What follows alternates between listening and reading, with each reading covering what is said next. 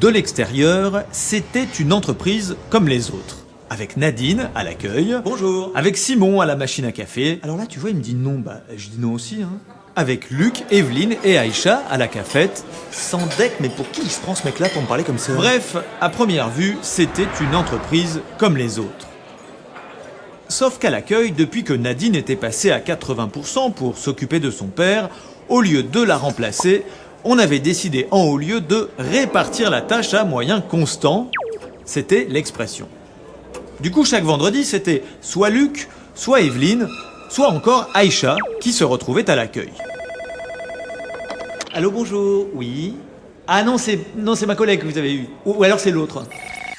Personne n'avait eu de formation pour tenir l'accueil, c'était du boulot en plus et pour le même salaire. Cette polyvalence, c'était encore l'expression officielle, avait aussi lieu dans les ateliers, à la DRH ou à la compta. Un absent, un départ à la retraite, pas d'embauche mais une répartition. Dans les faits, ça posait problème. Un vendredi sur 3, par exemple, Evelyne se trouvait coincée pour aller chercher ses enfants, puisqu'à l'accueil, elle terminait à 18 et non plus à 17. La justification de toute cette polyvalence subie, c'était la crise, la concurrence étrangère et le renchérissement des matières premières. Mais est-ce que les comptes étaient vraiment dans le rouge ou était-ce plus trivialement le niveau de profit des actionnaires qui diminuait? Là-dessus, étonnamment, on n'avait aucune info et il fallait croire monsieur le directeur sur parole lors d'une de ces messes managériales célébrées autour de Saint PowerPoint.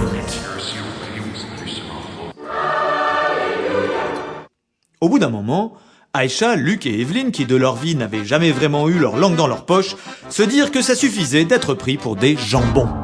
Seulement, même avec la meilleure volonté du monde, le code du travail reste l'un des trucs les plus indigestes de la littérature française. Quant à Internet, on y trouve tout et son contraire, sauf quand on a de la chance. En arrivant sur le site de FO, ils trouvèrent rapidement l'adresse de l'union départementale où ils prirent rendez-vous. À l'UD, comme on dit, ils rencontrèrent Julie et François qui travaillaient dans le même domaine qu'eux.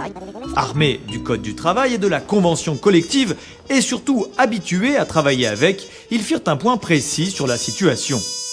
Julie et François leur présentèrent aussi toutes les ressources de FO, le service juridique, le centre de doc, un espace de réunion à l'abri des oreilles indiscrètes, mais aussi une association de consommateurs. Sur le chemin du retour, Aïcha, Luc et Evelyne décidèrent qu'il fallait se prendre en main. Ils se mirent d'accord pour proposer Luc comme délégué syndical. Appuyé par Julie au départ, il entama les premières démarches auprès de la direction. Luc n'était plus un salarié isolé, mais le représentant d'un syndicat. L'accueil fut évidemment différent et la direction accepta de négocier. En quelques mois, les conditions de travail redevinrent acceptables et comme il y avait dorénavant un syndicat, la direction dut ouvrir ce qu'on appelle une NAO, négociation annuelle obligatoire, dans laquelle on aborda les salaires et la mise en place d'une mutuelle santé. De l'extérieur comme de l'intérieur, cette entreprise était maintenant vraiment comme les autres, ou disons comme toutes les entreprises devraient être.